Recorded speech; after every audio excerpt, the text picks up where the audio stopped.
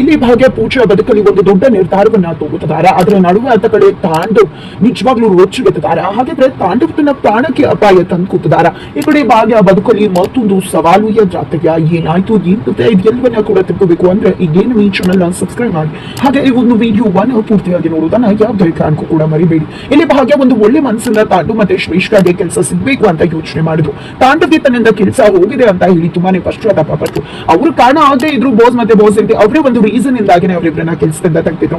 ಜೊತೆಗೆ ಹೋಟೆಲ್ ನಲ್ಲಿ ತಾಂಡವ್ಗೆ ಅವಮಾನ ಆಗಿತ್ತು. ಇದೆಲ್ಲವನ್ನ ಕೂಡ ಯೋಚನೆ ಮಾಡಿದ ಭಾಗ್ಯ ಡಿಸ್ಟರ್ಬ್ ಆಗ್ತಾರೆ. ಅಪ್ಪ ಅಮ್ಮನ ಮುಂದೆ ಕೈಲಾಗ್ದವನು ಅನ್ನಿಸ್ಕೋಬಾರ್ದು, ಮಕ್ಳು ಮುಂದೆ ಅಪ್ಪ ತಲೆ ತಗ್ಗಿಸಬಾರ್ದು, ಸೋಲ್ಬಾರ್ದು ಅಂತ ಯೋಚನೆ ಮಾಡಿದ ಬಾಸ್ ಮತ್ತೆ ಬಾಸ್ ಇಂತಿ ಹತ್ರ ಹೋಗಿ ತಾಂಡು ಮತ್ತೆ ಶ್ರೇಷ್ಠಗೆ ಮತ್ತೆ ಕೆಲಸ ಕೊಡಿ ಅಂತ ರಿಕ್ವೆಸ್ಟ್ ಮಾಡ್ಕೊತಾರೆ. ಅದೇ ಒಂದು ರೀಸನ್ ಇಂದಾಗಿ ತಾಂಡು ಮತ್ತೆ ಶ್ರೇಷ್ಠನ ಕರೆದು ಬಾಸ್ ಬಾಸ್ ಇಂತಿ ಕೆಲಸ ಕೂಡ ಕೊಡ್ತಾರೆ. ಆದ್ರೆ ಇಲ್ಲಿ ತಾಂಡವ್ ತನ್ನ ಟ್ಯಾಲೆಂಟ್ಗೆ ಸಿಕ್ಕಿದೆ ಅಂತ ಅನ್ಕೊಂಡಿದ್ದೆ ಶ್ರೇಷ್ಠ ತಾಂಡವ್ ಇಬ್ರು ಭಾಗ್ಯ ಹತ್ರ ಬಂದು ಜಂಬ ಕೊಚ್ಕೋತಾರೆ. ನಮ್ಮ ಮುಂದೆ ನೀನ್ ಸೋತೆ ಏನು ಬೀಗ್ತಾ ಇದೆ ಕೆಲಸದಿಂದ ತಗ್ಸ್ತಿ ಅಂತ ಹಾಗೆ ಅಂತ. ಭಾಗ್ಯ ಒಂದು ಕೂಡ ಮಾತಾಡಲ್ಲ, ತನ್ನಿಂದ ನಿಮ್ಗೆ ಕೆಲಸ ಸಿಕ್ಕಿದೆ ಅಂತ. ಬಟ್ ಅದ ನಂತರ ಇಲ್ಲಿ ಭಾಗ್ಯ ಹೋಗಿ ಬಾಸ್ ಮತ್ತೆ ಬಾಸ್ ಎಂದಿಗೆ ಥ್ಯಾಂಕ್ಸ್ ಅನ್ನ ತಿಳಿಸೋಕೆ ಅಂತ ಹೋಗಿರ್ತಾರೆ. ನನ್ನ ಒಂದು ಮಾತಿಗೆ ಮಾನ್ಯತೆ ಕೊಟ್ಟು ನೀವು ತಾಂಡವ್ ಶ್ರೇಷ್ಠನ ಮತ್ತೆ ಕೆಲಸಕ್ಕೆ ತಗೊಂಡಿದ್ದಕ್ಕೆ ತುಂಬಾ ಥ್ಯಾಂಕ್ಸ್ ಅಂತ. ನಮ್ಗೆ ಅವ್ರನ್ನ ಕೆಲಸ ತಗೊಳ್ಳೋ ಇಚ್ಛೆ ಇರಲಿಲ್ಲ, ಬಟ್ ನೀವು ಹೇಳಿದ ಮಾತಲ್ಲಿ ಖಂಡಿತ ಅರ್ಥ ಇದೆ ಅನಿಸ್ತು. ಜೊತೆಗೆ ನೀವು ಹೇಳಿದ್ದು ಖಂಡಿತ ಸರಿ ಅನ್ನಿಸ್ತು. ಅದೇ ಒಂದು ಕಾರಣಕ್ಕೋಸ್ಕರ ನಾವು ಕೂಡ ಒಪ್ಕೊಂಡ್ವಿ ಅಂತ ಬಾಸ್ ಮತ್ತೆ ಬಾಸ್ ಅಂತ ಹೇಳ್ತಾರೆ.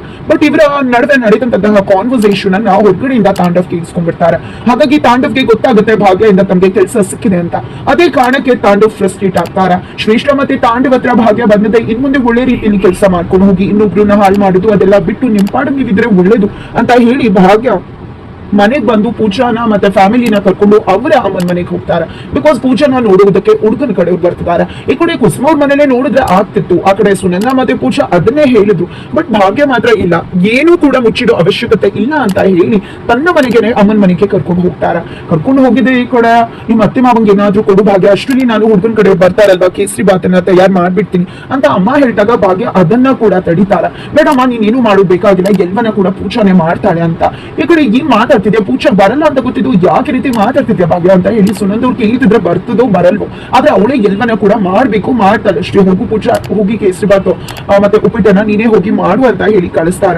ಈ ಕಡೆ ಸುನಂದವ್ರಂತೂ ಏನಿದು, ಏನ್ ಮಾಡ್ತಿದ್ದಾಳೆ ಅವಳು, ಖಂಡಿತ ಏನ್ ಮಾಡ್ತಿದ್ದಾಳೆ ಅಂತ ಅರ್ಥ ಆಗ್ತಿಲ್ಲ ಅಂದಾಗ ಈ ಕಡೆ ಕುಸುಮವ್ರು ಭಾಗ್ಯ ಏನೇ ಮಾಡಿದ್ರು ಒಂದು ಒಳ್ಳೆ ದೃಷ್ಟಿಯಿಂದಾನೇ ಮಾಡ್ತಿರ್ತಾಳೆ. ಖಂಡಿತ ಅವಳ ಮೇಲೆ ನಂಬಿಕೆ ಇಡಿ, ಅವಳು ಏನೇ ಮಾಡಿದ್ರು ಸರಿಯಾಗಿ ಮಾಡ್ತಾಳೆ, ಏನೋ ಒಂದು ಆಲೋಚನೆ ಮಾಡಿ ಈ ರೀತಿ ನಡ್ಕೋತಿದ್ದಾಳೆ ಅಂತ ಕೂಡ ಕುಸುಮವ್ರು ಸುನಂದ್ ಅವ್ರಿಗೆ ಹೇಳ್ತಾರೆ. ತದನಂತರ ಆ ಕಡೆ ಪೂಜಾ ಉಪ್ಪಿಟ್ಟು ಕೇಸರಿ ಬಾತ್ ಮಾಡ್ತಿದ್ದಾರೆ. ಈ ಕಡೆ ಸುಂದ್ರಿ ಅವ್ರು ಬಂದಿದೆ. ಏನಿದು, ಎಷ್ಟು ಬಿಲ್ಡಿಂಗ್ ಕಟ್ಬೇಕು ಅನ್ಕೊಂಡಿದ್ಯಾ, ಏನಿದು ಎರಡು ಕೂಡ ಕಾಂಕ್ರೀಟ್ ಇದ್ದಂಗೆ ಇದೆಯಲ್ಲ, ಸಿಮೆಂಟ್, ಅಯ್ಯೋ ಕರ್ಮವೇ, ಇದನ್ನ ತಗೊಂಡು ಹೋದ್ರೆ ಬೇಕಾದಷ್ಟು ಬಿಲ್ಡಿಂಗ್ ಕಟ್ಬೋದಮ್ಮ, ಯಾರಮ್ಮ ಹೇಳ್ತಾರೆ ಇದನ್ನ ಕೇಸರಿ ಬಾತ್ ಉಪ್ಪಿಟ್ಟು ಅಂತ ಹೇಳ್ತಿದ್ದಾಗ ಈ ಕಡೆ ಭಾಗ್ಯ ಬರ್ತಾರೆ. ಆಯ್ತು ಪೂಜಾ ಅಂದಾಗ ಆಯ್ತು ಅಕ್ಕ ಅಂತ ಹೇಳಿದಾಗ ಸರಿ ಆಯ್ತು ಬಾ ರೆಡಿ ಆಗ್ಬಿಡು ಹುಡ್ಗನ್ ಕಡೆ ಬರ್ತಾರೆ ಅಂತ ಹೇಳಿ ಇಲ್ಲಿ ಭಾಗ್ಯ ಪೂಜೆಗೆ ಹೇಳಿದಾಗ ಈ ಕಡೆ ಸುನಂದವರು ನನ್ಗೆ ತುಂಬಾ ಚೆನ್ನಾಗಿ ಗೊತ್ತು ಪೂಜಾ ಎಷ್ಟು ಮಟ್ಟಿಗೆ ಅಡಿಗೆ ಮಾಡಿರ್ತಾಳೆ ಅಂತ, ನೀನು ಹೋಗಿ ಅವಳ ರೆಡಿ ಮಾಡು, ನಾನು ಮತ್ತೆ ಇದನ್ನ ಸರಿಪಡಿಸ್ಬಿಡ್ತೀನಿ ಅಡ್ಗೆನ ಅಂತ ಹೇಳಿದಾಗ ಬೇಡ ಅಮ್ಮ ಹೇಗಿದ್ಯೋ ಹಾಗೆ ಇರ್ಲಿ ಅಡ್ಗೆ, ಯಾವ್ದೇ ಕಾರಣಕ್ಕೂ ನೀನ್ ಮತ್ತೆ ಏನು ಮಾಡಕ್ ಹೋಗ್ಬಾರ್ದು ಅಂದಾಗ ಏನೇ ಅನ್ಕೊಂಡಿದ್ಯಾ, ಏನ್ ಮದ್ವೆ ಮಾಡ್ಬೇಕು ಅನ್ಕೊಂಡಿದ್ಯಾ, ಏನ್ ಅನ್ಕೊಂಡಿದ್ಯಾ ನೀನು ಅಂತ ಸುನಂದವರು ಹಾಗೆ ಅವನ ಕೇಳ್ತಿದ್ರೆ ನನಗೆ ಗೊತ್ತಿದೆ ಏನ್ ಮಾಡ್ಬೇಕು ಅಂತ ಹೇಳಿ ಪೂಜಾ ನಡಿ ಅಂತ ಕರ್ತ್ಕೊಂಡು ಹೋಗ್ತಾರೆ. ಪೂಜಾನ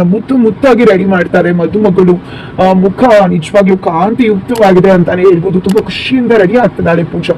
ಇತ್ತ ಕಡೆ ತಾಂಡವ್ ಫುಲ್ ಫ್ರಸ್ಟ್ರೇಟ್ ಆಗಿದ್ದಾರೆ. ಈ ಕಡೆ ಭಾಗ್ಯದಿಂದ ನನಗೆ ಕೆಲಸ ಸಿಕ್ತು ಅಂತ ಹೇಳಿ ತಾನೇ ಇಲ್ಯೂಷನ್ ಕ್ರಿಯೇಟ್ ಮಾಡ್ಕೊಂಡು ನಿಜವಾಗ್ಲೂ ಕೂಡ ಅಸಂಪ್ಷನ್ ಮಾಡ್ಕೋತಿದ್ದಾರೆ. ಈ ಕಡೆ ಕರಡಿ ಮುಂದೆ ನಿಂತ್ಕೊಂಡು ಭಾಗ್ಯ ಬಂದು ಕೇಕೆ ಹಾಕುದು, ಅನಗ್ಸೋದು, ಇನ್ ಮುಂದೆ ನನ್ನ ಭಿಕ್ಷೆಲಿ ಇರ್ತೀರಾ ಅನ್ನೋದು, ಈ ರೀತಿ ಏನೇನೋ ಅಸ್ಯೂಮ್ ಮಾಡ್ಕೋತಿದ್ದಾರೆ ತಾಂಡವ್. ಜೊತೆಗೆ ಆ ಒಂದು ಕೋಪ ಹುಚ್ಚುತನ ಜಾಸ್ತಿ ಆಗಿದೆ.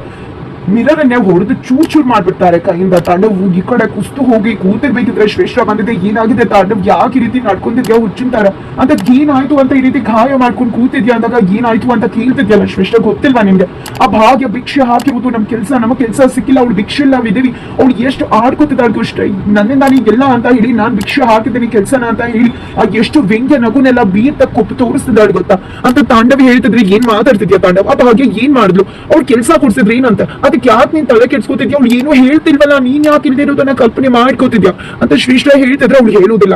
ಆದ್ರೆ ಎಲ್ಲರ ಹತ್ರ ಕೂಡ ಮೆರ್ಕೊಂಡ್ ಬರ್ತಾಳೆ, ಎಷ್ಟು ಮೆರೀತಿದ್ದಾಳೆ ಗೊತ್ತಾ, ನಾನು ಕೆಲಸ ಕೊಡಿಸಿದೆ, ಭಿಕ್ಷೆ ಹಾಕಿದೀನಿ ಅಂತ. ಇವತ್ತು ನನಗಿಂತ ಎತ್ತರ ಸ್ಥಾನಕ್ಕೆ ಬೆಳೀತಿದ್ದಾಳೆ, ನಮ್ಗೆ ಹೋಗಿ ಕೆಲಸ ಕೊಡಿಸ್ತಾಳೆ ಅಂದ್ರೆ ಎಷ್ಟು ಬೆಳೆದಿರ್ಬೇಕು ಅವಳು. ಇಲ್ಲ, ಯಾವ್ದೇ ಕಾರಣಕ್ಕೂ ಅವಳು ಭಿಕ್ಷೆ ನನಗೆ ಬೇಡ, ಅವಳು ಭಿಕ್ಷೆ ನನ್ಗಿರೋಕ್ ಆಗ್ತಿಲ್ಲ, ಅವಳು ಭಿಕ್ಷೆಯಿಂದ ನಾವಿಬ್ರು ಕೆಲಸ ತಗೊಂಡಿದೀವಿ, ಕೆಲಸ ಮಾಡ್ತಿದೀವಿ, ನಿಜವಾಗ್ಲೂ ಇದನ್ನು ನನ್ಗೆ ಅರ್ಗಿಸ್ಕೊಡಕ್ ಆಗ್ತಿಲ್ಲ.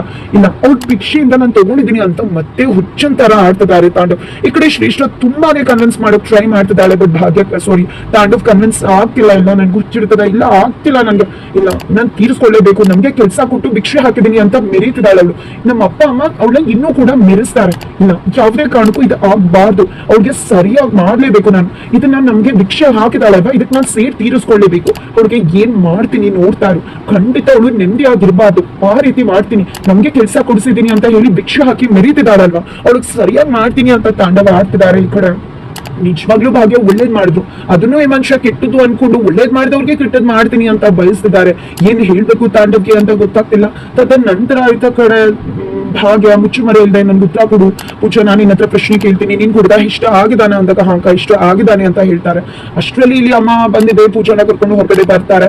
ಅಷ್ಟರಲ್ಲಿ ಭಾಗ್ಯ ಬಂದಿದೆ, ನಾನು ಪೂಜಾ ಜೊತೆ ಸ್ವಲ್ಪ ಪರ್ಸನಲ್ ಆಗಿ ಮಾತಾಡ್ಬೇಕು, ಹೊರಗಡೆ ಕರ್ಕೊಂಡು ಹೋಗ್ತೀನಿ ಅಂತ ಹೇಳ್ತಾರೆ. ಅಮ್ಮ ಅಪೋಸ್ ಮಾಡಿದ್ರು. ಭಾಗ್ಯ ಪೂಜಾನ ಕರ್ಕೊಂಡು ಹೋಗ್ತಾರೆ. ನೋಡು ಪೂಜಾ ಹುಡುಗ ಯಾಕೆ ಇಷ್ಟ ಆದ ಅಂದಾಗ, ನೋಡು ಚೆನ್ನಾಗಿದ್ದಾರೆ, ಒಳ್ಳೆ ಕೆಲಸದಲ್ಲಿದ್ದಾರೆ, ಮನೆ ಕಟ್ಟಿದ್ದಾರೆ ಅಂದಾಗ, ಓ ಇದಕ್ಕೆ ಇಷ್ಟಪಟ್ಟಿದ್ಯಾ ಅಂತ ಹೇಳಿ, ಈಗ ನೀನ್ ಯಾವ ಡ್ರೆಸ್ ಅಲ್ಲಿ ಬಂದು ಆ ಡ್ರೆಸ್ ನ ಹಾಕೊಂಡ್ಬಿಡು, ಇದನ್ನ ಚೇಂಜ್ ಮಾಡುವ ಅಂತ ಹೇಳಿದ್ದೆ. ಒಳಗಡೆ ಬರ್ತಾರೆ. ಇಲ್ಲಿ ಹುಡುಗನ ಕಡೆಗೆ ಬರ್ಬೇಡಿ ಅಂತ ಹೇಳಿ, ಯಾಕಂದ್ರೆ ಇನ್ನು ಪೂಜೆಗೆ ಮೆಚುರಿಟಿನೇ ಆಗಿಲ್ಲ. ಹುಡುಗ ಚೆನ್ನಾಗಿದ್ದಾನಂತೆ, ದುಡಿತಿದ್ದಾನಂತೆ, ಅದಕ್ಕೆ ಮದ್ವೆ ಆಗ್ತಿದ್ದಾನಂತೆ. ಅದು ಯಾವತ್ತೂ ಎರಡನೇ ಆಪ್ಷನ್ ಆಗಿರ್ಬೇಕು, ಆಸ್ತಿ ಅಂತಸ್ತು ಇಲ್ಲ, ಒಳ್ಳೆ ಮನ್ಸು ಇರ್ಬೇಕು. ಮನ್ಸಿದ್ದಾಗ ಮಾತ್ರ ಅವನು ಇವಳಿಗೆ ಸ್ವತಂತ್ರ ಕೊಡೋಕ್ ಸಾಧ್ಯ, ನಿಜವಾಗ್ಲೂ ಅವಳನ್ನ ಗೌರವಿಸೋಕ್ ಸಾಧ್ಯ, ಪ್ರೀತಿಸೋಕ್ ಸಾಧ್ಯ ಅಂತ ಹೇಳ್ದ. ಅಮ್ಮ ಏನ್ ಮಾತಾಡ್ತಿದ್ಯಾ ಭಾಗ್ಯ, ನೀನು ಮೊದ್ಲು ಆಮೇಲೆ ಎಲ್ಲಾ ಹೊಂದಾಣಿಕೆ ಆಗುತ್ತೆ ಮದ್ವೆ ಆದ್ಮೇಲೆ ಅಂತ ಹೇಳಿ ಹೇಳಿದಾಗ, ಮದ್ವೆ ಆದ್ಮೇಲೆ ಹೊಂದಾಣಿಕೆ ಆಗುತ್ತಾ, ನನ್ನ ಜೀವನನೇ ಉದಾಹರಣೆ ಅಮ್ಮ ಅಂತ ಭಾಗ್ಯ ಹೇಳ್ತಾರೆ. ಈ ಕಡೆ ಪೂಜೆಗೆ ಮೆಚುರಿಟಿ ಬೆಳೆದಿಲ್ಲ, ಯಾವತ್ತು ಒಂದು ಹುಡುಗನ ಮನಸ್ಸು ಚೆನ್ನಾಗಿರ್ಬೇಕು, ಅದು ಮಾತ್ರ ಕೊನೆವರೆಗೂ ಇರುವುದು ಅಂತ ಭಾಗ್ಯ ಹೇಳ್ತಾರೆ.